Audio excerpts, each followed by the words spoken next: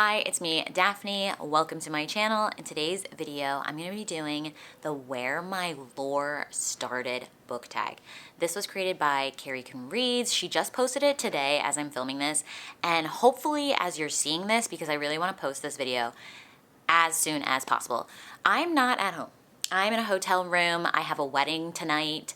Chase is in the bridal party, in the groomsmen's party. So he's doing that kind of stuff, and I'm chilling in the hotel room until later this evening when I'm gonna catch up to go to the ceremony and the reception and all that stuff. But I wanted to post this because I was a little burnt out last week. I had a big race. I have a vlog for that, hopefully coming out soon if it's interesting enough. But I missed an upload, so I really want to catch up with you before I have my live show on Saturday, which will be tomorrow, hopefully, as you're seeing this, or maybe even the day of if the internet here is too slow. With that long intro, let's just dive into the tag. I saw like this Where My Lore Started trending on Instagram a little while back, like maybe a week or so ago. So I'm excited to answer these questions for you with Carrie's tag. Disclaimer really quick, take these answers with a grain of salt because my memory is not the best. But the first question is, what's the first book you remember reading by yourself? So I remember reading Captain Underpants, which I don't know if like I picked these up or if my brother had picked them up or my mom got them from my brother and then I was reading them because it does feel kind of like boyish. But yeah, I just remember reading this like when I was young, and it was about this superhero guy. It was like a teacher. I think it was like a teacher. I don't know. There was maybe like a code word that the kids would say, and it like unlocked like his like superhero persona that he wouldn't remember himself doing. Like imagine if you like, I don't know, just like picture this teacher guy who's just living his normal teacher life, and then he's secretly a superhero, but he's not even aware of it. And he would like strip down his whitey tighties and have a cape and like do his thing. And I think that book series also had like these flip images where if like you quickly flip between two pages, like there's like a action motion. They're like drawings. So it'd be like the superhero guy like punching like the monster, and he'd like flip back and forth. It was so fun. I really remember doing that. I think I read Junie B. Jones, like that name like comes to mind, but I don't remember any of the stories. And the Magic Tree House, I think I tried a little bit too. Another major one that I remember distinctly reading, like this is to my core, truly where my lore began, was Dear Dumb Diary. That series, I should try to collect those because it would be so nice to have those for my kids too, though it is a little bit kind of negative. Maybe, I don't know, it probably has like a positive twist at the end. I don't remember the details, but it was like this young girl who has her diary and she just like complains and she's just like everybody's stupid and like her struggles and like I don't remember the details, but I just related so hard to that, and I'm gonna talk more about that in another question, so I'll just leave it at that for now. Okay, so easily rolling into actually question number 2, what character did you most identify with in elementary school? So again, going back to Dear Dumb Diary, I think I related to Jamie from that book a lot because she inspired me to start my own diary. I just remember being, you know, a young person all the way up into like, you know, adulthood until I got called out on it, just being very like opinionated and just calling people's opinions stupid if I didn't agree with it, which is totally not correct. Okay, I would be like in college, and if someone was like, oh yeah, I think so and what, blah, blah, blah, blah, blah, and if I didn't agree, I'd be like, no, that's stupid. Like, it took my husband telling me, like when we first started dating, to be like, yeah, you can't just tell people that like what they think is dumb and stupid, like that's mean. And I was like, oh, I never thought about it like that. And I think that energy kind of relates to Dear Dumb Diary. Like, again, I don't remember the nuance of it, but I just remember her being kind of in that energy. And I was like that for a lot of my life. I'm much better now. I'm like a little bit more empathetic when it comes to little things like that. I'm empathetic in general, but I would just be like, yeah, that's dumb to people to their face. Like, not nice. Question number 3 is, what was my elementary school comfort book? And I don't really think I had one. I don't really remember that, but I do remember a book in general that my mom probably read to me a bunch, and maybe I read to myself. Don't remember. I just remember being older and finding this book again and having such like a visceral like love for this book, and it's called The Monster at the End of This Book. It's a Sesame Street book with Oscar no, not Oscar. What's the blue one's name? Grover? The blue monster from Sesame Street. Grover, okay. It's about Grover. The concept of the book is that there's gonna be a monster at the end, obviously, as the title says. And he's so scared. So every time you turn the page, he's begging you to not turn another one. Because he's like, if you turn another one, we're just gonna get closer to the end of the book. And there's a monster at the end of the book. And he's like, I'm scared of the monster. I don't wanna see the monster. And like, you turn the page and he's like, why did you do that? And he starts trying to fight you. So he's like building up like, he's like hammering the next page with like wooden planks or whatever, trying to stop you from turning it to like create a barrier. And then you turn the page and it like, you see that the thing that he built like crumbles, and then he starts to build like a brick wall, and then you turn the page and then the brick wall is like fallen. And I just love that so much. I still love it. I just think that's just so fun. So I definitely want to get a copy for my kids, because that book is just chef's kiss, stellar childhood right there in a book. Spoiler, the monster at the end of the book is Grover himself, because he's a Sesame Street monster. And he's like, oh, it's me. And it's like so cute, and like, oh, love that book so much. Question number 4 was, where was your safe space as a kid? So Carrie, in her version of this tag, asks this because her safe space was the library. My safe space was probably just like my room, if I'm being honest. I was a very busy kid growing up. Obviously I had school, and when I was much younger I had dance, and then I've had basketball like my whole entire life until I graduated college. So I was just always like busy doing something. I didn't have a lot of like spare time. Like I played basketball throughout every season, like in, beyond just like the typical basketball season, I was playing travel in summer and like all this stuff. So I was just busy all the time. So after school, I would just go home to my room and just feel calm and collected and safe in that space. When it comes to like the library, I don't remember ever like chilling in the library until maybe I was in high school, but that wasn't like for funsies. Like I'd go to the library for sure in middle school, not so much in high school, not at least like the high school library, but like in middle school, I'd go to the middle school library to like browse, and I enjoy doing that, but I don't distinctly remember like chilling in the library. Like I didn't find it comfortable to like sit around in there. I probably needed to be in class anyway. I have this distinct memory of middle school being in like science class, and I think I finished the experiment early. So I was like, oh, can I be excused to go to the library? And they were like, yeah, sure. So I would just like leave class and just like browse the shelves at the library and just have the best time. And then I have another distinct memory of high school, of speaking with one of my basketball teammates. Very, nice girl. I think she was doing fine in school, but like I was talking to her about the library. I was like, oh yeah, like I have to go to the library for whatever. And she's like, we have a library? She's like, where's the library? Like in the school, like on the premises. She didn't know where it was, so I just thought that was really funny. In high school, I did spend a lot more time at the public library, so I'd walk maybe like, it was probably like 15, 20 minutes from the high school to walk to the public library in a safe area. And I would just spend time there chilling if I needed to wait for my mom, or if I didn't have basketball practice for some reason, or I was like doing a school project. I don't know. I spent a little bit more time at the public library when I had gaps in time, like maybe before practice, but I didn't want to go all the way home because my mom couldn't drive me back, if we had like late practice or whatever. I would just like kind of hang out there. But it wasn't like the most comfortable, because the chairs aren't comfortable. When I read, I need to be in a comfy chair. I need to be like basically laying down, lounging, like cozy. I'm not trying to sit in a hardback chair to read a book and be comfortable. You know what I mean? Not the vibe for me. Question number 5 is, how has your taste in books changed since childhood? So I didn't read like a ton as far as I like try to remember.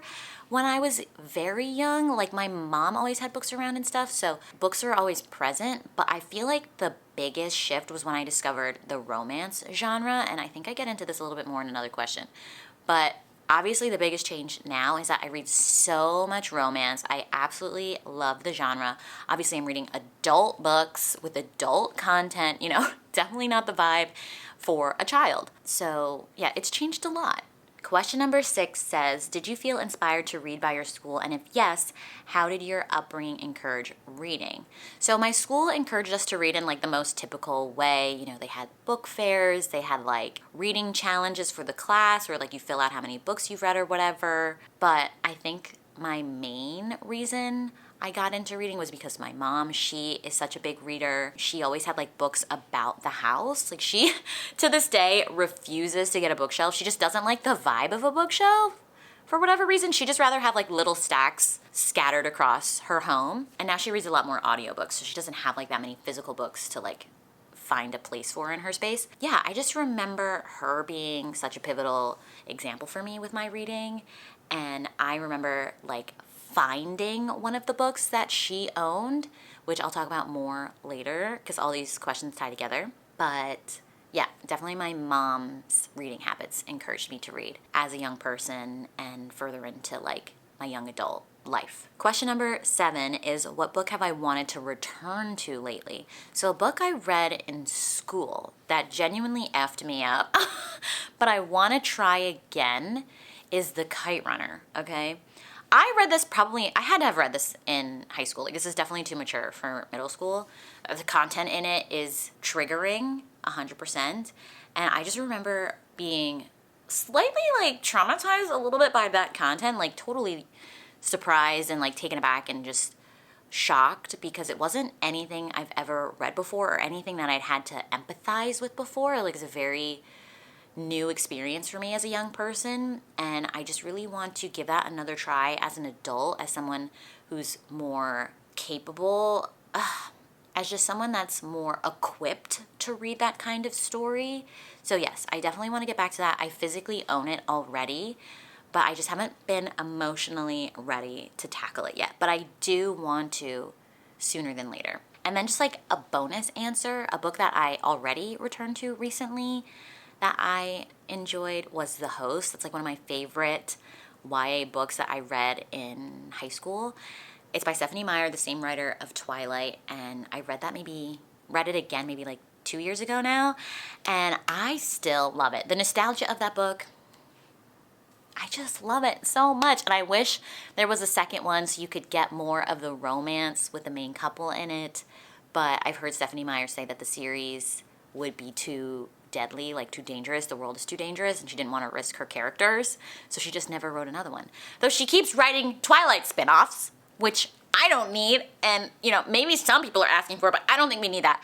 We need a Host sequel, okay? I need to see more of Wanda and Ian, but just saying, that one still really hits from childhood, young adulthood to adulthood. Question number 8 is your favorite or formative YA series. So a series that I completely forgot about until this past December is I'd Tell You I Love You, but then I'd have to kill you. I only recalled this because I read a Christmas like mystery book by this author that wrote this series, and I was like, oh my god, I totally forgot about that. I think I probably read this in middle school. The characters are like young high schoolers, maybe at middle school. I don't really remember, but they were young. They were like relatively my age, YA obviously, and it's like this girl who's a spy. She goes to like this spy academy, and she meets this like normal boy, and she's like falling in love with him, but she has all these like super cool spy skills, and it's a series, and I just remember really having fun with that, and it was like one of the first romances that I remember. Oh my god, I'm remembering so many other romancy books now that I'm talking about this.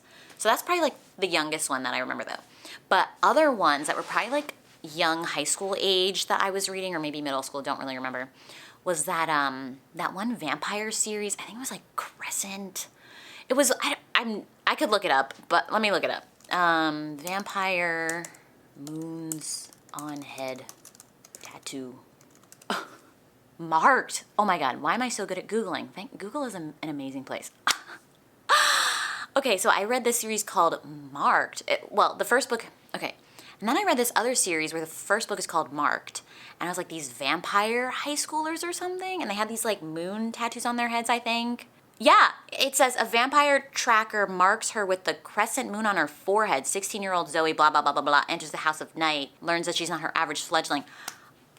That series I remember reading too. Again, it's like these romancy series that were really like pivotal and formative for me as a reader, like as I got into that high school age.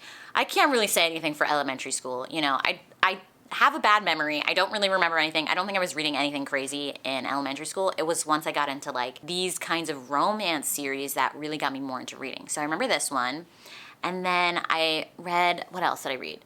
I read the typical shit like Cinder. I read a couple of those maybe. Obviously I read Twilight. I also read like Divergent. I read like the first book of Uglies.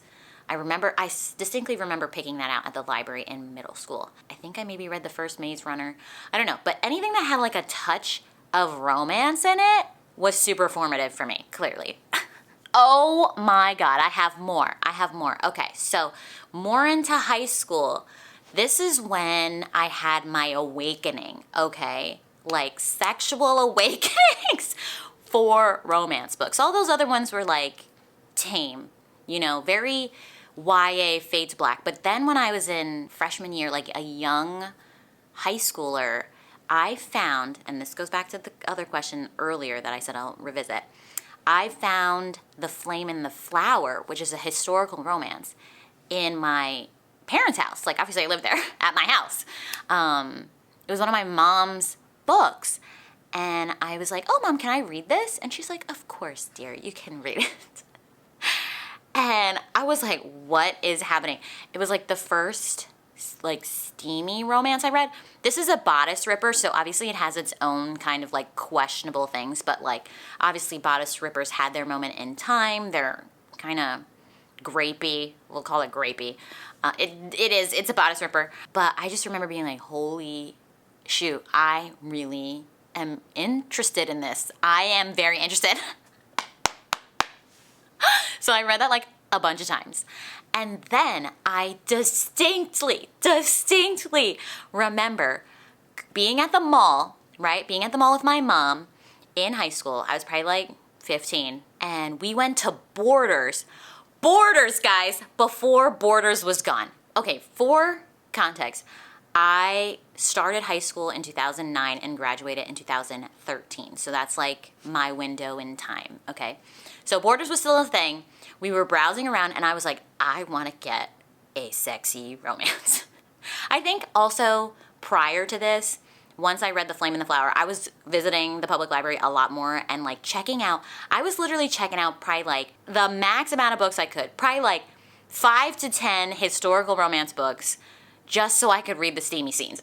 You know what I mean? Like I would read the stories. I was enjoying the stories, but I was like looking for steamy romantic books, like purposefully. So I found like one historical romance author that the library had a lot of, and I would just read all of her books. I don't remember who it was though, but I could take you back there, you know what I mean? Like I could walk you to the exact shelf and location of where that author was because I was there all the time. But anyway, back to Borders. I was like, I need more of this. But I was like trying to get out of maybe the historical romance vibe. So I go to the romance shelves and I find this werewolf book. It's not Twilight. I don't even know if I read Twilight at this point. I probably did. I don't remember. But Twilight's also like is not steamy. It's written by a Mormon. You know what I mean? It's not gonna be steamy. But honestly, I've been thinking about this book a lot. Maybe it's one I should truly revisit. I physically owned it because obviously I bought it at Borders. But it was called The Accidental Werewolf. It's got this purple cover. I just remember this purple cover so distinctly. So I like Googled it before filming this video. I was like, werewolf, woman gets bitten, purple cover, and it came up and I was like, yes. It's so great to like find something you've been thinking about but can't quite remember and then Google comes through. So anyway, I found this book and I knew it was gonna be steamy. I like knew because where I found it in the store. So I just remember like awkwardly asking my mom like, hi, can I get this book? Like I thought it might be like obvious that I was trying to read it for the sex scenes, you know what I mean? And that's kind of embarrassing to talk to your mom about when you're a young adult. But she doesn't care. And it's got this like cartoony cover and she's like, of course, honey, like it's fine. And I read that book over and over and over and over and over again. Okay, I loved it. It was literally the steamiest book I'd ever read at that point. Like it was graphic content and my young self just ate it up, okay? Formative. That book has been lost in the sauce of like me moving homes a bunch of times. And my mom will literally get rid of my things without asking me half the time. I'm like, Mom, could you at least run it by me before you like get rid of my old stuff? So a lot of things like got rehomed in the years that I've been out of her house. So maybe I should just buy it again because that was very formative. I wonder if that's a series. It is a series. The next one's called Accidentally Dead, The Accidental Human, Accidentally Demonic, Accidentally Catty, Accidentally Dead Again, The Accidental Genie, The Accidental Werewolf 2, Something About Harry, The Accidental Dragon, Interview with an Accidental. Okay, so it's not even just focusing on the werewolves. What is Accidentally Dead about? A vampire? Oh my God. Wow. Wow, wow, wow, wow. I definitely need to read this in peace. Also, when I was young, I didn't know romance books could be series. I would just reread the same one over and over again. Like, I didn't know you could have more than that. Which also reminds me of like The Bronze Horseman, which I've talked about on this channel a couple of times. I read that when I was young as well, when I was in high school. And it's like this like Russian war romance, like wrong time but right person kind of story. And it leaves off on such like a cliffhanger and like not an HEA. And I just thought that was it. I was like, wow, that kind of is such a bummer that like it didn't really fully work out. Like it never occurred to my young brain that like a romance could be a series. Because there's 2 more books. And it probably has an HEA by the end, but like, yeah, I was just fine with it being like, oh, wow, you know, I guess it doesn't fully work out, you know, but anyway, tangent over. All right, I'm going to move through the questions a little bit faster. I've been going on long tangents. So question 9 is a book you had to read in school but loved. So I think it's a little harsh to like assume the books you read in school you're not going to love. Though, to be fair, most of them, like, I didn't finish reading because I was like, oh, God, reading school books is such an annoyance, like being forced to read them. But ones that I distinctly remember and I've reread as an adult because I truly did love them when I was young was The Giver, which I think I've probably read at least 3 times now. Yeah, I really love that book, and I think that's also a series, but I've never continued it. And then The Picture of Dorian Gray is also a book I had to read when I was in high school, and I just remember like the ending. I was terrified. I was truly so scared. I'd never read anything scary before. This was like my first moment to like read words and be scared. Like I didn't watch scary movies or anything either. I was like the type of teenager that was watching Teen Wolf and would be scared. You know what I mean? So yeah, that book was like really impactful for my young self. And then reading it recently in like the last year as an adult, God, I'm obsessed. It's one of my all-time favorite books now, and I just want to reread it at every big turn in my life, like as I age. I think it's such an amazing book to read when you're young and just understand like what, like truly experience what youth feels like, because the book talks so much about like youth and beauty. Like be in your youth, and then at a point when you start losing your youth, like when you start feeling the effects of aging and like feeling and truly understanding how much limited time we have on this earth, and seeing the changes in your face and like the lines and like how you're losing that youthful beauty. Oh, that's the time I read it as like a 30-year-old woman. I mean, obviously I'm still relatively young, but just like feeling that youth fading away was just like, oh, with reading this book. And then I want to read it again, probably at every decade. Maybe I should just read it when I turn the next decade. So I'll read it again when I'm 40 and see how I feel with that. When, you know, hopefully I have my own children and seeing their youth and how that compares. And then when I'm 50, when my kids are older and when I'm much older. Oh my God, I should read it every decade. I love that book so much. It's so good. I said I was gonna do these faster and I didn't. Question 10, your weirdest favorite book. Such a random question. I don't know what Carrie said, but I'm just gonna say The Dragon's Bride, monster romance. I couldn't think of anything else. So we're just going to sit with that and move on. Question 11. If your 13-year-old self could live in a fictional world, which would it be? And is it different from the world you'd choose now? I don't have a specific world, but I know I would have loved to live in like a beautiful romantic castle with fabulous like gowns and like such a fabulous easy life, and have like the whole kingdom worship me and think I'm so great and fabulous, and like just have everything come to me and just like have great food and just, oh, everything like that. And to this day, I would still say the same. Though now that I'm a married woman, my husband Chase would like not want to live in a castle, but I would literally still live in a castle right now.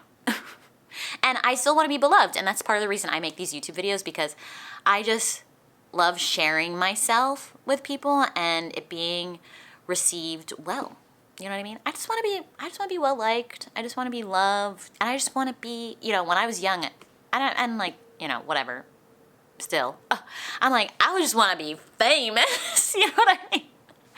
Like, if I was going to switch places with the celebrity, like, I'd be like, let me switch places with Kylie Jenner. Like, I just want to be famous for being myself. You know what I mean? I don't need to be an actress or anything. Like, that would be cool.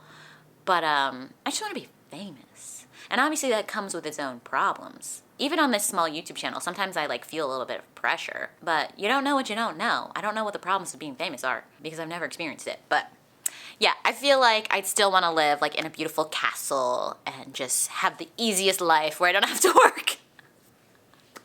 Yeah. Question number 12 says, is there a newly released book you wish you had when you were younger? This is the last question. Okay, nice. So Carrie's answer was Legendborn. And I haven't read Legendborn, but I do think series like that with POC characters, like black characters, seeing a beautiful young woman with a beautiful afro would have been so game-changing for me as a young person. Legendborn isn't a book series that I'm interested in reading now that I'm an adult.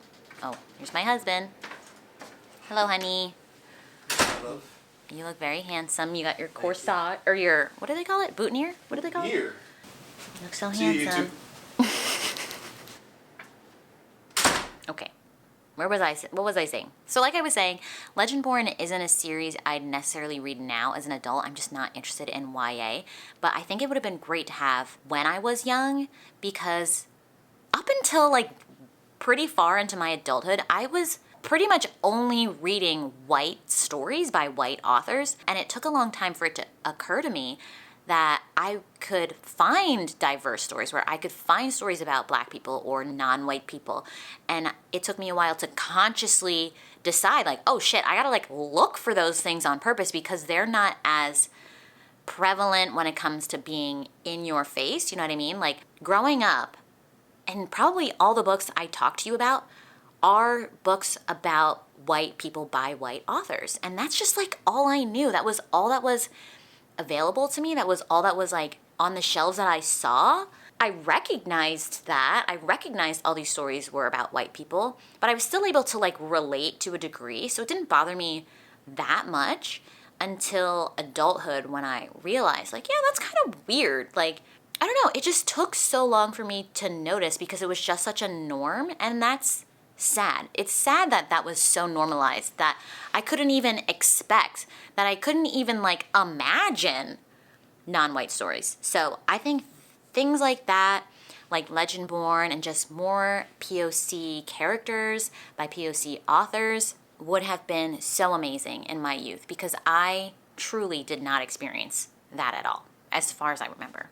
So an interesting note to leave this tag off on, but we've definitely come a long way as a society and as a community, recognizing how important diversity is. So, you know, I mean, certain groups of people, you know, we're living in a tough America right now with like DEI being erased and all that shit. But, you know, I feel like the book community is pretty well educated and compassionate and empathetic and, you know, very allied and marginalized communities, whether that's by race or by, you know, ability, disability, or just neurotypical or divergent and things like that. Just like very compassionate.